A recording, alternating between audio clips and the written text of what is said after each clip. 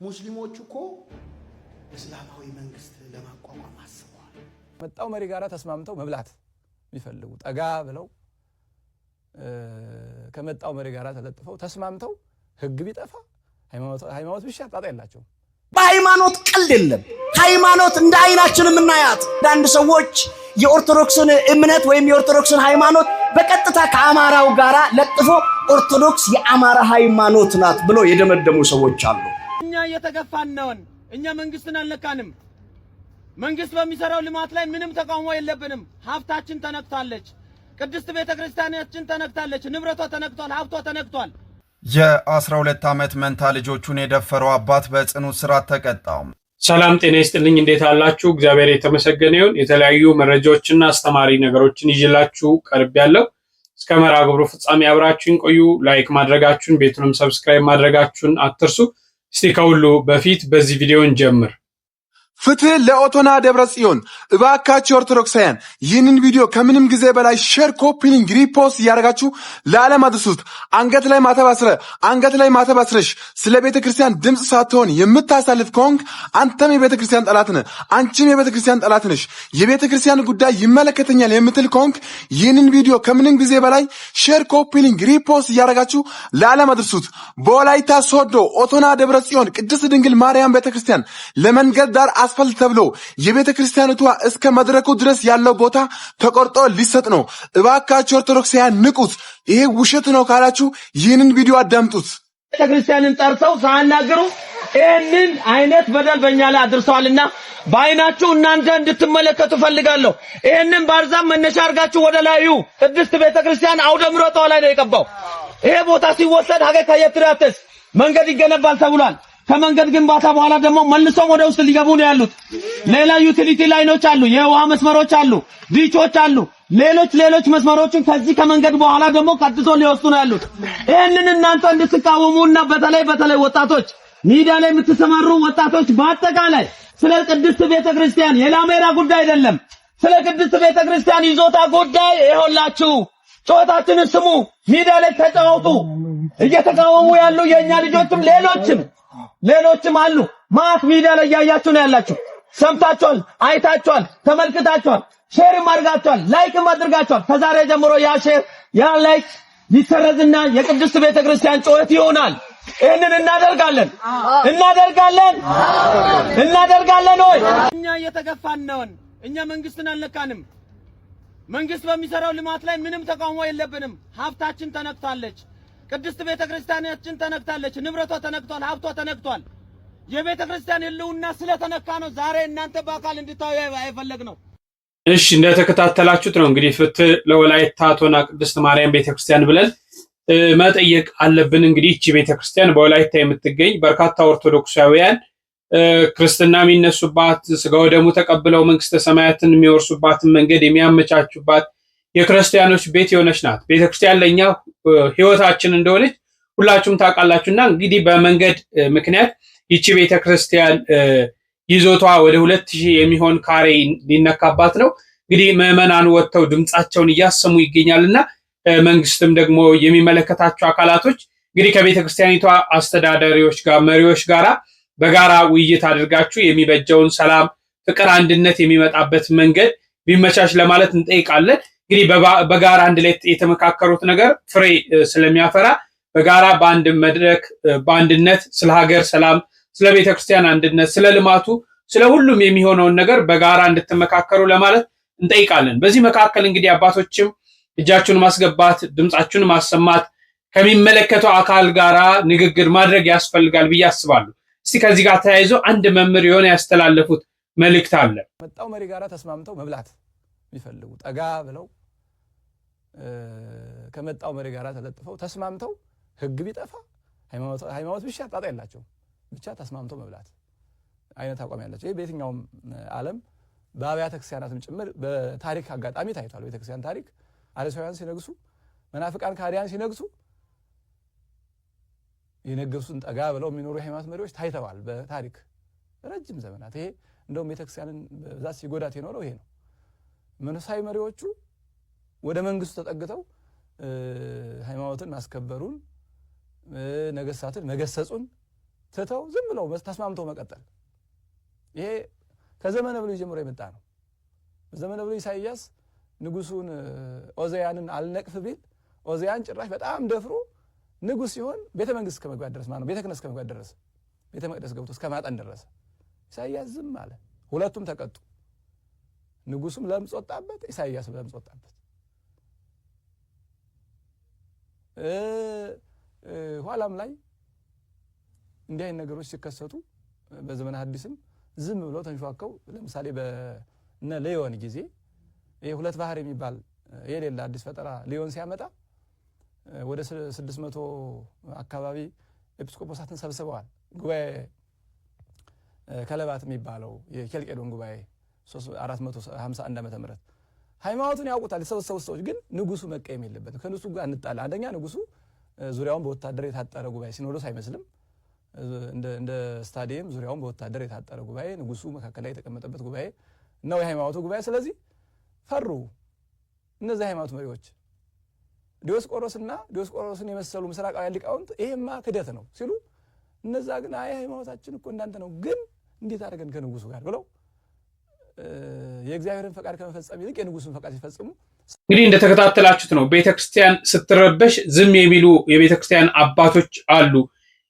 ካለው መንግስት ጋራ ካለው ገዢ ጋራ በጋራ አንድ ሆነው ስለዛ ገዢ ብለው ዝም የሚሉ አሉ ብለው በታሪክም አንስተው የተለያዩ ነገሮችን ተናግረዋል። እና እንደው ከዚህ ዘመን ጋር ተያይዞ ያለውን ነገር ደግሞ እናንተ ሐሳብ እንድትሰጡበት እንትን እያልኩ እየጋበዝኳችሁ የመምራችን የዲያቆን ሄኖክ ኃይሌን ሐሳብ እንስማና በደንብ እንነጋገራለን። ሙስሊሞቹ እኮ እስላማዊ መንግስት ለማቋቋም አስበዋል የሚል ነገር አልሰማችሁ? አሁን ድሮ ሙስሊሞች ክርስቲያናዊ መንግስት ያቋቁማሉ። ይሄው ሚስጥር ነው። በቃ ተፈላስፌ ሞች ያለው እኮ እንደሚመስለኝ ከሆነ ግን እስላማዊ እንደ ማንኛውም ሰው ሃይማኖቱ ከፍ እንዲል ይፈልጋል አይፈልግም? የራስህን ስራ መስራት ነው እንጂ ስለሌሎች ማውራት ምንድነው ያለው? የራስህን የቤት ስራ ሳሰራማ ስለሌሎቹ እናቆየውና በእውነት ቤተክርስቲያን ከኛ የባሰ ጠላት የላት። ከኛ በላይ እጅ እግሯን ያሰረው የለም። ይህን መተማመን አለ። የኢኮኖሚ ትብብር፣ ማህበራዊ ትብብር፣ አንድ ኦርቶዶክሳዊ ሌላ ኦርቶዶክሳዊን በስራ ማገዝ፣ የተማረው ያልተማረውን ማስተማር። በእውነት አጠር ባለ ሰከንድ ኦር ደቂቃ ውስጥ በጣም የሚገርም ነገር ተናግረዋል። እዚህ ላይ በጣም ሰፊ ነገሮችን ማንሳት እፈልጋለሁ። በተለይ አሁን እኛ ኦርቶዶክሳውያን ከፍተኛ ያለብን ችግር ማለት ነው፣ ቁጥራችን ብዙ ነው እንላለን። አዎ ከሌላው ቁጥራችን ብዙ ነው። ግን መረዳዳት ላይ፣ መተጋገዝ ላይ፣ መደጋገፍ ላይ ኦርቶዶክሳውያን ለኦርቶዶክሳውያን ምቀኛ የሚሆንባት ጊዜ ላይ ነው ያለነው። እርስ በርስ ስንመቃቀኝ ማለት ነው፣ እርስ በርስ ስንጠላላ ነው ያለነው ማለት ነው። እንግዲህ በሚመጣብን ችግሮች እንኳን በሚመጣብን ቤተክርስቲያኒቷ ላይ የሚደርሰውን ፈተና የሚደርሰውን መከራ እንኳን በጋራ እንቃወም። አንድ ሰው ወጥቶ ሲቃወም፣ አንድ ሰው ወጥቶ ይሄ ትክክል አይደለም ብሎ ሲናገር የሆነ ጥቅም ፈልጎ የሆነ ነገር ዝናን፣ ገንዘብን፣ የሆነ ነገርን ፈልጎ የሚያደርግ እየመሰለን በዛ ነገር ላይ ስንተባበር ራሱ አንታይም። ክፋታችን ማለት ነው፣ ምቀኝነታ ራሳችን ላይ አልሰራንም። ስለ ሌሎች ቤተ እምነቶች ሮጠን እንናገራለን። የእስልምናውም ሃይማኖት ብታዩ፣ የፕሮቴስታንቱም የሌሎችም ቤተ እምነቶች ብንመለከት የራሳቸውን ሃይማኖት የሚያሳድጉበትን፣ የራሳቸውን እምነት ተከታይ የሚያበዙበትን፣ የራሳቸውን የቤተ እምነቶች የሚያበዙበትን፣ የራሳቸውን ሃይማኖታዊ ስነ ስርዓት የሚያበዙበትን መንገድ ነው እንጂ የሚሄዱት የሌላውን ቤተ እምነት አይደለም። ይሄ ማንም የሚያደርገው ነው። እኛም ኦርቶዶክሳውያን የሆነ ነገር ብንይዝ የራሳችንን ከፍ የምናደርግበትን መንገድ ነው የምንፈልገው። ይሄ አደባባይ ሀቅ ነው። እኛ ኦርቶዶክሳውያን ግን እርስ በርስ እንተጋገዛለን። በኢኮኖሚው ሱቅ ያለው አንድ ኦርቶዶክሳዊ ሱቅ ቢኖረው እዛ ሄደን እንኳን ንብረቶችን የምንፈልጋቸውን እቃዎች እንገዛለን። ያንን አይዞ በርታ እንለዋለን። እሱን ከምናበረታታው ይልቅ ሌሎችን በጣም የሚገርመኝና የሚያሳዝነኝ ነገር ምን መሰላችሁ? ለምሳሌ በስርዓተ ቁርባን፣ በተክሊል፣ በቤተክርስቲያን ውስጥ ጋብቻ የሚፈጽሙ አካላቶች አሉ። ኦርቶዶክሳውያን ቪዲዮ ካሜራማን ከመፈለግ ይልቅ የሌላ ቤተ እምነት ካሜራማን፣ የእስልምና እምነት ተከታይ፣ የፕሮቴስታንት እምነት ተከታዮችን ካሜራማን ያደርጋሉ። ቤተክርስቲያን ውስጥ ገብተው እንዲቀርጹ ይፈቅዱላቸዋል። የራሳቸውን የሃይማኖት ሰው ማሳደግ አይፈልጉም። በተለያየ ነገር ማለት ነው። እርስ በርሳችን ምቀኝነት። ታዲያ እንዴት አንድ ሆነን ስለ ሃይማኖታችን ዘብ እንቆማለን? በአርሲው የሚጨፈጨፈው ኦርቶዶክስ የኔም የእናንተም ወገን ነው፣ ግን በጋራ እየጮንለት ነው፣ በጋራ ድምጻችንን እያሰማንለት ነው። ቤተክርስቲያን ስትቃጠል በጋራ እየጮህን ነው። ምን አገባኝ ብለን ዳር እንይዛለን። የሆነ አካል ሲጮህ ያ አካል ተወባክ የራሱ ጉዳይ ጥቅም ፈልጎ ነው እንላለን። ራሳችን ላይ ሰርተናል። ዛሬ ራሳችን ላይ መስራት አቅቶን እኮ ነው እንዲህ አይነት ነገሮች ውስጥ ይገባሉ። እንዲህ አይነት ሰላም ያጣን እርስ በርሳችን ማለት ነው። ስለዚህ ከሁሉ በፊት ራሳችን ላይ እግዚአብሔር ጸሎታችን እንዴት ይስማ። እኔ ለወንድሜ ምቀኛ ነኝ፣ እኔ ለእህቴ ምቀኛ ነኝ። እህቴ ለኔ ተንኮል ነው የምታስብ፣ ወንድሞቼ ለኔ መወርቅበትን መንገድ ነው የሚያስቡት። ታዲያ እግዚአብሔር ቤት መንኩል ይስማ። መቼ ነው የምንተጋገዘው? መቼ ነው የምንረዳዳው? መቼ ነው አንድ የምንሆነው? ለምሳሌ ባሪሲው እዩት። አባቶች እባካችሁ ዝም አትበሉ፣ ድምጻችሁን አሰሙ፣ ለወገኖቻችሁ ድረሱ፣ ጸሎት ይደረግ፣ የተጎዱ ወገኖቻችን ይጎብኙ፣ የተጎዱ ወገኖቻችን ይታዩ፣ ከመንግስት ጋር ሰላማዊ በሆነ መንገድ ንግግር ይደረግና መፍትሄ የሚመጣባቸው መንገዶች ይመቻቹ ብለን ስንጠይቅ ግማሽ ኦርቶዶክስ ምን ይላል? አባቱን የሚሰድብ ትውልድ፣ አባቱን የሚናገር ትውልድ። እርስ በርሳችን ተከፋፍለናል፣ እየተማመንን አይደለም። በችግሮቻችን እንኳን አንድ እየሆንን አይደለም። ይህንን በደንብ ልናስብ ልናስተውል ያስፈልጋል። ልናስተውል፣ አንድ ልንሆን፣ ክፍተቶቻችን ልንሞላ፣ በጋራ ወግድ እግዚአብሔር ልንጸልይ። እግዚአብሔር ጸሎታችን ይሰማዋል። ውስጣችን ክፋታችን ካስወገድ፣ ተንኮላችንን ምቀኝነታችንን ካወጣን እግዚአብሔር ይሰማል። እንተጋገዝ፣ እንረዳዳ፣ እንበርታ፣ አንድነታችንን እናሳይ። በጸሎት በምንቆምበት ጊዜ ልባችንን ንጹህ አድርገን በአንድነት ወደ እግዚአብሔር እንጩ ለማለት እወዳለሁ። እሺ አንዳንድ እስቲ ይሄንን የኬንያውን ፕሬዝዳንት ያደረገውንና በጣም እጅግ አሳፋሪ የሆነ ተግባር ደግሞ ላስቀኛችሁ። የኬንያው ፕሬዝዳንት ዊሊያም ሩቶ በርከት ያሉ ገንዘቦችን ለኢትዮጵያ ኦርቶዶክስ ተዋሕዶ ቤተክርስቲያን ለገሱ። የኬንያው ፕሬዝዳንት ዊሊያም ሩቶ ለኢትዮጵያ ኦርቶዶክስ ተዋሕዶ ቤተክርስቲያን ከግማሽ ሚሊዮን ብር በላይ ለግሷል። የኢትዮጵያ ኦርቶዶክስ ተዋሕዶ ቤተክርስቲያን በሀገረ ኬንያ የናይሮቢ እምብርት ለዓመታት ያስቆጠረ ቤተክርስቲያን አላት። ሁለተኛው ቤተክርስቲያን ደግሞ ሰሞኑን ገንብታ ለአገልግሎት አብቅታለች። ይህ የቅዱስ ጊዮርጊስ ቤተክርስቲያን በሰሜን ኬንያ መርሳቤት ክፍለ ሀገር ለኢትዮጵያውያን ስደተኞች የተገነባ ነው ተብሏል። የ12 ዓመት መንታ ልጆቹን የደፈረው አባት በጽኑ እስራት ተቀጣው። ተከሳሹ አቡ ነፎ ቢፍቱ የአሰላ ከተማ ቡርቂቱ ቀበሌ ነዋሪ ሲሆን በተለያየ ጊዜ የገዛ መንታ ልጆቹን ባለቤቱ ቤት በሌለችበት ጊዜ ጠብቆ የአስገድዶ መድፈር ወንጀል እንደፈጸመ ተረጋግጧል። በዚህም የአርሲ ዞን ከፍተኛ ፍርድ ቤት ተከሳሹ ድርጊቱ መፈጸሙን በሰውና በሰነድ ማስረጃ አረጋግጦ ተከሳሹን ያርማል፣ ሌሎችን ያስተምራል በማለት በ21 ዓመት ጽኑ እስራት እንዲቀጣ ወስኖበታል። ለወቅታዊና አዳዲስ መረጃዎች እናት መረጃን ላይክ ፎሎ ያድርጉ።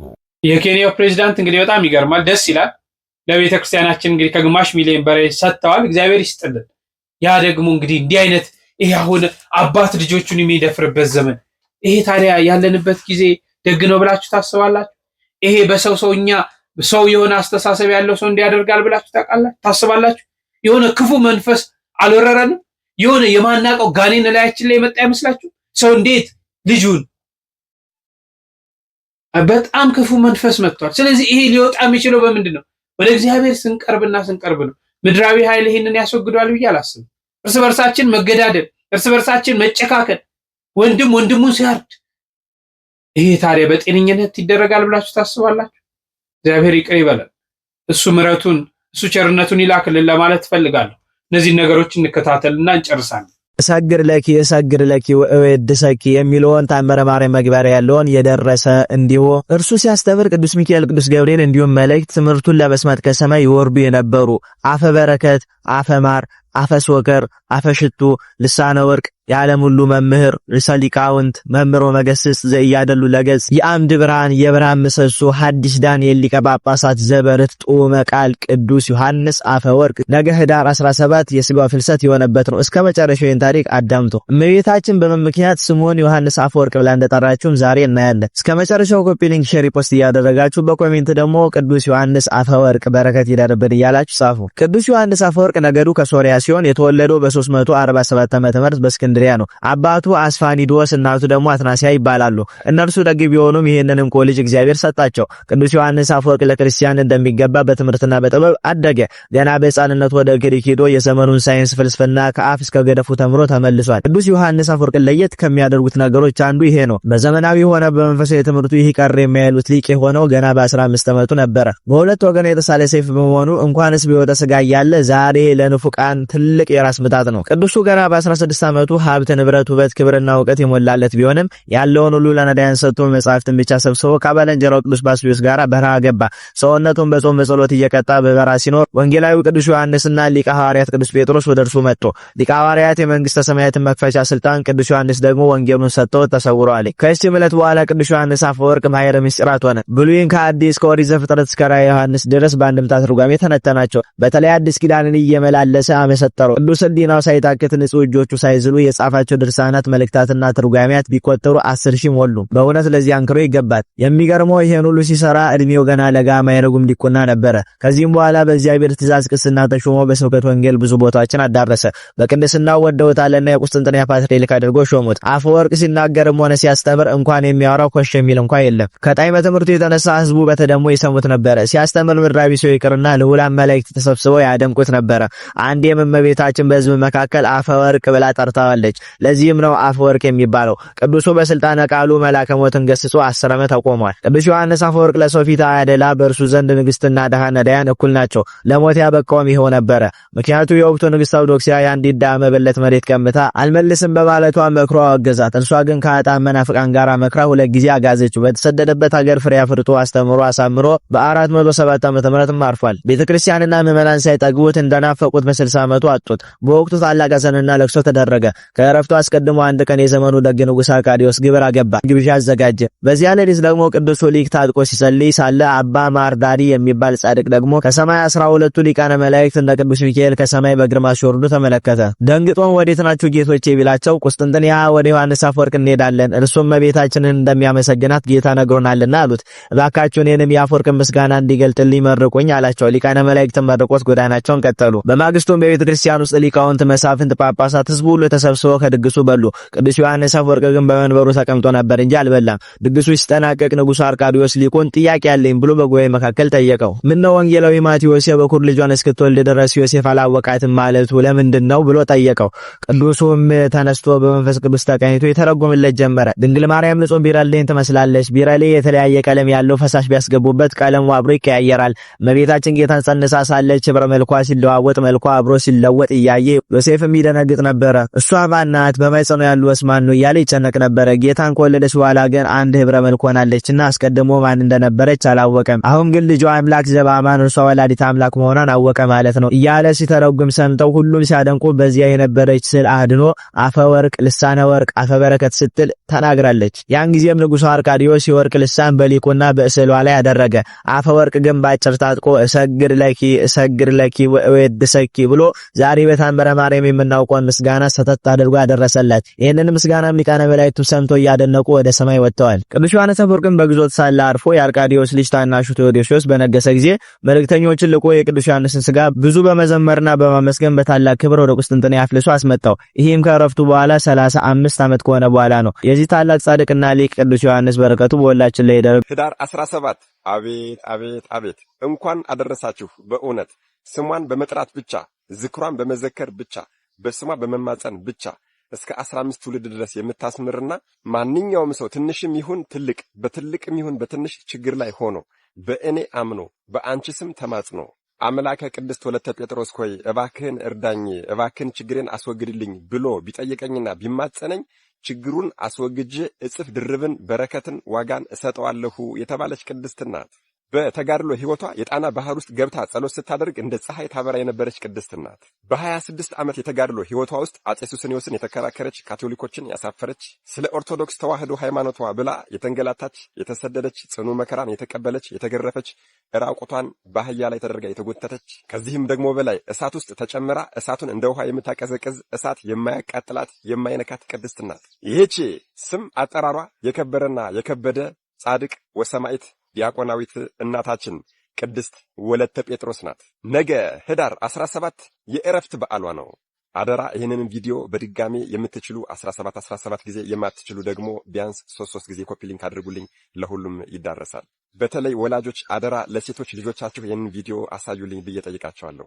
እናታችን ቅድስት ወለተ ጴጥሮስ ከአባቷ ከባህር ሰገድና ከእናቷ ከክርስቶስ እበያ ሐምሌ 16 ቀን ተጸንሳ ሚያዝያ 16 ቀን የተወለደች ሲሆን በወቅቱ በነበረው በሊቀ ጳጳሱ ትእዛዝ የአፄ ሱስንዮስ አማካሪ የሆነውን መልክዓ ክርስቶስን አግብታ 3 ልጆችን የወለደች ሲሆን በተድላና በደስታ እየኖረች እያለ ግን ሁከት መንፈሳዊ ተሰማትና አቤቱ ጌታዬና አምላኬ ኢየሱስ ክርስቶስ ሆይ እነዚህ የማሳድጋቸው 3ቱ ልጆች አንተን የማይጠቅሙና የማያገለግሉ የማያስደስቱ ከሆነ ውሰድልኝ ብላ ጸሎት አደረገች። እግዚአብሔርም እሷን ለተሻለ ነገር መርጧታልና እነዚህን 3 ልጆቿን በሞት ወስዷቸዋል። ከዚህ በኋላም ይህ ዓለም ለእኔ አያስፈልገኝም በማለት ወደ ምንና ሕይወት ልትገባ ስታስብ ባለቤቷ መልክዓ ክርስቶስ ያለውን ጉልበት፣ ሀብት፣ ንብረትና የአፄ ሱስንዮስ አማካሪ እንደመሆኑ መጠን ስልጣኑን በመጠቀም እጅግ በጣም ብዙ ያስቸገራት ቢሆንም እናታችን ግን ያንን ሁሉ ሀብት ንብረት የሞቀ ቤቷን ትታ ወደ ጣና ሐይቅ ገዳም ሄዳ መንናለች። በዚያ በጣና ባህርም ሆና በተጋሮ ላይ እያለች በዚህ አካባቢ የነበረው አገረ ገዢ ጣዖት አምላኪና ጨካኝ ነበርና ከትልቅ ተራራ ላይ ወስዶ ወደ ገደል ቢያስጥላትም ሊቀ መላእክት ቅዱስ ሚካኤል መጥቶ ወደ ብሔረ ሕያዋን ወስዷታል። ከዚያም ደግሞ ወደ ብሔረ ብፁዓንም ወስዶ ብሔረ ብፁዓንን ካስጎበኛት በኋላ ወደ ዋልድባ ገዳም አምጥቶ በዋልድባ ገዳም አስቀምጣታል። ታዲያ በዚህ በዋልድባ ገዳም እያለችም ንጉሡ አፄ ሱስንዮስና ባለቤቷ አማካሪው መልክዓ ክርስቶስ የካቶሊክን እምነት እንደተከተሉ በሰማች ጊዜ ጎንደር ቤተ መንግስታቸው ደንቀዝ ቀጥታ መጣችና ተከራከረቻቸው። በዚህ ጊዜ ንጉሡ በመበሳጨት ራቆቷን አድርጎ በገመድ እግሯ ላይ አሳስሮ በከብት ላይ አድርጎ የጎንደር ከተማን መሬት ለመሬት እየጎተቱ እንዲያዞሯት አድርጓል። ከዚህም መከራ ልዑል እግዚአብሔር አድኗታል። ምክንያቱም እርሷ በሰማዕትነት እንድታልፍ አልፈለገምና። አፄ ሱስንዮስም ምንም ነገር ቢያደርግ እንዳልሞተችና እንዳልተጎዳች በአወቀ ጊዜ ወደ ፈለግሽበት ሂጂ ብሎ በሰላም ለቋታል። ከዚህም በኋላ እናታችን ቅድስት ወለተ ጴጥሮስ በምናኔዋ ጸንታለች። በምናኔ ላይ እያለች የምትመገበውም የመረረ ቅጠል ኮሶና አመድ ብቻ ነበር። እናታችን ቅድስት ወለተ ጴጥሮስ ብዙ ቅዱሳን የፈሩበትን ታላቁ አባታችን የካንሰሩ ፈዋሽ አቡነ ሐራ ድንግል ያደጉበትንና በዲቁና የቀደሱበትን ሬማ መድኃኔዓለምን ያሰራች ሲሆን በዚያም ሙታንን እያስነሳች ድውያንን እየፈወሰች ብዙ ድንቅ ተአምራትን እያደረገች ከኖረች በኋላ ህዳር 17 ቀን ከዚህ ዓለም ሕይወት ተገላግላለች። የእናታችን የቅድስት ወለተ ጴጥሮስ ክቡርና የተቀደሰ አጽሟም በዚህ በሬማ መድኃኔዓለም ቤተክርስቲያን ገዳም ውስጥ የሚገኝ ሲሆን በእረፍቷ ጊዜም ከሬማ መድኃኔዓለም እስከ ሰማይ ድረስ የብርሃን ድንኳን ለ40 ቀን ያክል ተተክሎ ነበር። ታዲያ እናታችን ቅድስት ወለተ ጴጥሮስ እጅግ በጣም የምትታወቅበት አንድ ትልቅ ተጋድሎ አለ። እርሱም በዋልድባ ገዳም ውስጥ እያለች አንዲት ክፉ በጣም አስቸጋሪ መነኩሴ ገጥማት ነበር። ታዲያ ይህቺ መነኩሴ ምንም ነገር ቢያደርጉላት አታመሰግንም ነበር። እንዲያውም ጥሩ ነገር በሚያደርጉላት ሰዓት ትራገማለች፣ ትሳደባለች፣ ትማታለች። እጅግ በጣም የሚገርመው ነገር ግን እናታችን ቅድስት ወለተ ጴጥሮስንም የተማገደ የማገዶ እንጨት ፍልጥ እያወጣች ሁሉ ትደበድባት ነበር። ታዲያ ይህቺ ቅድስት እናታችን ቅድስት ወለተ ጴጥሮስ ግን ምንም ሳታማርር ይህችን መነኩሲት ታገለግላት ነበር። በዚህ አይነት ሁኔታ ለተወሰኑ ዓመታት ካገለገለቻት በኋላ ይህቺ መነኩሴ ታርፋለች። በዚህ ሰዓት እናታችን ቅድስት ወለተ ጴጥሮስ ምርር ብላ አልቅሳና አዝና ትቀብራታለች። ታዲያ ከቀበረቻትም በኋላ ወዳጆቿ ይመጡና ቆይ ምን ሆነሽ ነው እንደዚህ ሆነሽ አምርረሽ ያለቀስሽው? ይህቺ ክፉ መነኩሴ በማረፏ ይህቺ ክፉ ሽማግሌ በማረፏ እኮ አንቺ ነጻ ወጥተሻል፣ እንዲያውም ደስ ሊልሽ ነው የሚገባ። ለምንድን ነው እንደዛ ሆነሽ ያለቀስሽው አሏት። እዚህ ላይ ነው ዋናው ትምህርት ያለ። እንግዲህ ወገኖቼ በደንብ አዳምጡ። እናታችን ቅድስት ወለተ ጴጥሮስም ወዳጆቼ ንብን ታውቋታላችሁ? ንብ መልከጥፉና ክፉ ናት። ስራዋና ጸባዩም አስቸጋሪ ነው። ሰው ከነደፈችም ትጎዳለች፣ አብሶም ደግሞ ለሞት ልትዳረግ ትችላለች። ማንም የንብን ጸባይ አይወደውም፣ ማሯን ግን ይወደዋል። ከንብ ይልቅ ዝንብ ጸባዩዋ መልካም ነው። አትናደፍም፣ አትጎዳም፣ ክፉ መርዝም የላትም። መርዝም ቢኖራት ደግሞ ለሞት አይዳርግም። ዝንብን የንብን ያክል ማንም አይፈራትም።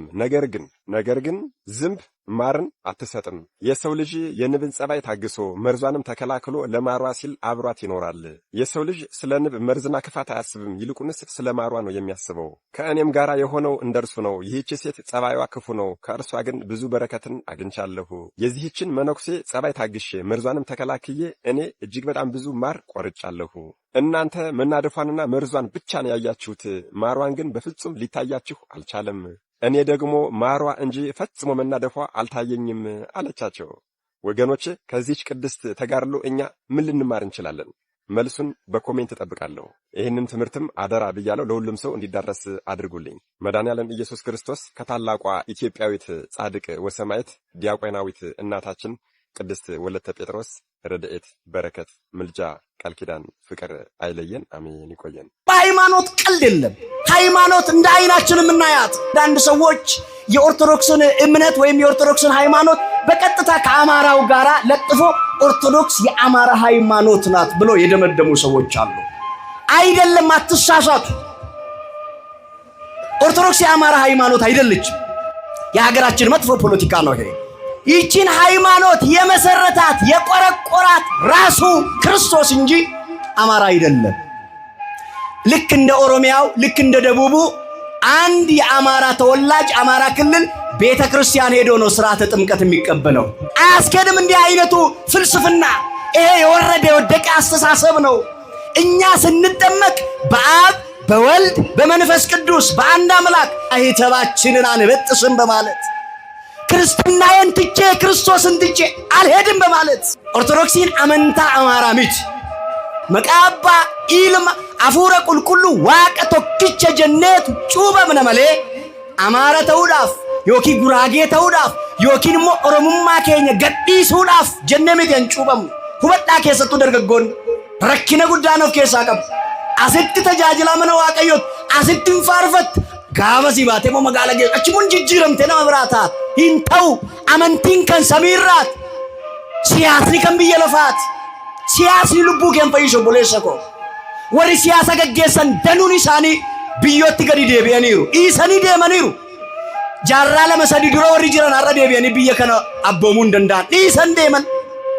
Amma naafaati situ jira keessattuu bara kana keessatti hubadhaa dargaggoonni obboloonni koo hin dogoggoriinaa addunyaa wajjin hin raafamiinaa. barachuu jechuun mormi kan namaa kenname asis garagalanii ilaaluuf malee kallattiidhaan deemuuf yoo ta'e immoo gaariinuu gaadha. Gaariin akka inni duubaaf fuulduratti hin jenne ija isaa fuuldura akkas godhuuf mi jira biyya kana. Yoo asii fasilaale rakkoo fidaa jechaadha wareeruu danda'a jechaadha. Ati gaarii miti nama Kiristoosiin kan uumamte mucaa namaatiin. Kanaaf ati naannoftee kitaabolee ilaaluudhaan kitaabolee dubbisuudhaan waa'ee amantaa kee akka sirriitti gadi fageenyaan hubattu macaafni qulqulluu siif barraa'ee obboleessa koo obboleettii koo. Kanaaf waa'ee amantaa irratti qoosaan hin jiru. Ortodoksiin kan eenyuuti yoo jettan kan ijoollee Addaam maraati malee Raashiyaa ta'anii ortodoksonni jiru. Biyya alaa keessoo baatanii ilaaltan. Kiristaanonni Raashiyaan jiru, kiristaanonni Arman jiru, kiristaanonni Gibxii Kooptikiin jiru, kiristaanonni Eertiraa jiru, kiristaanonni danuun isaanii jiru. Maarree kun hundumtu Amaara jechaadha miti siyaasa biyya keenyaati kun. Namoonni biyya keenyaa tokko miidiyaa irra ba'anii ortodoksii jechuun gaafa qeesiin ortodoksii tokko iddoo biraadhaa dhufee bishaan qonyee tokko fuudhee isa Oromoo irratti facaasee yeruma sana maqaasaa eenyummaasaa Oromummaa irraatii gara Amaaraatti jijjiiraa jedhan. Akkas jedhani gaafa fuudheetu bishaaniin si cuubu Oromummaa irra gara Amaarummaatti si jijjiiraa jedhan. Sirri miti kun soba kun. Inni Amaaraoo meenattima inni Amaara immoo dhaqee cuubamoo inni soon cuubama inni immoo eessaa gara eessaatti jijjiirama re ለመምህሮቻችን እግዚአብሔር አምላክ ቃል ሕይወትን ያሰማልን። እኛም በሰማነው 30 60 መቶ ያማሩ ፍሬዎችን ለማፍራት ያብቃን እላለሁ። እንግዲህ ዛሬ ዕለቱ ትልቅ በዓል ነው። ይህንንም ደግሞ የዕለቱን ስንክሳር ማጣቅሰው በሚገባን ቋንቋ መክረውናል። ለእነሱም እድሜ ከጤና ይስጥልን፣ እኛም ደግሞ ሰምተን ፍሬ የምናፈራበት ያደርግልን ለማለት እወዳለሁ። ሀገራችንን ሰላም ያርግልን። በሌላ ጊዜ እስክንገናኝ እጅግ አከብራችኋለሁ። ቸር ቆዩልኝ።